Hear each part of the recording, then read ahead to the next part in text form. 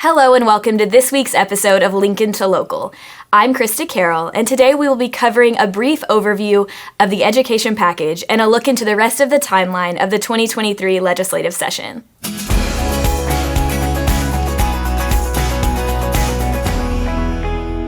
Joining me today is Zach Swartz with the Public Policy team.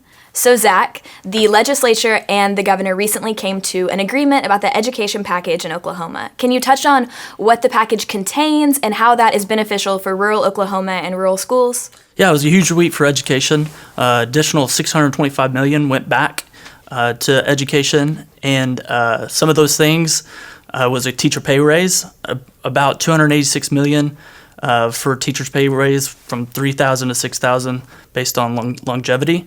Another thing that was in there was $214 million to the state formula, and then an additional $125 million to the Red Bud Fund, which was created in 2021 to address property tax revenue disparities in districts with lower ad valorem bases. Another one was $150 million for school safety. A lot of stuff's been happening around the U.S., and I think that kind of got the education package over the finish line. Perfect. Session is quickly coming to a close with sine die Friday the 26th.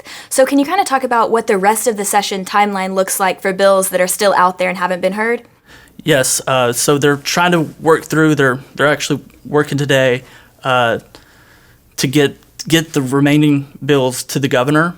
They also just are running a concurrent special session, which the last day for that will be June 12th. So they'll actually, after the governor either vetoes or signs those bills, they'll come back June 12th and either override those or let those bills go away.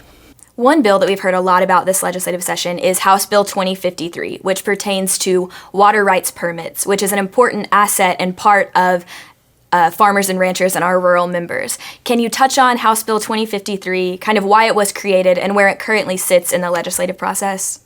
Yes, House Bill 2053 helps our members with an extra layer of protection that have got those water permits from the Water Board and have done it the right way.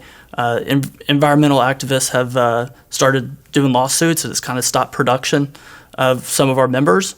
So we're hoping that makes its way through conference today or tomorrow, and hopefully signed by the governor next week. Perfect. Thank you, Zach, and thank all of you for joining us for this week's episode of Lincoln to Local.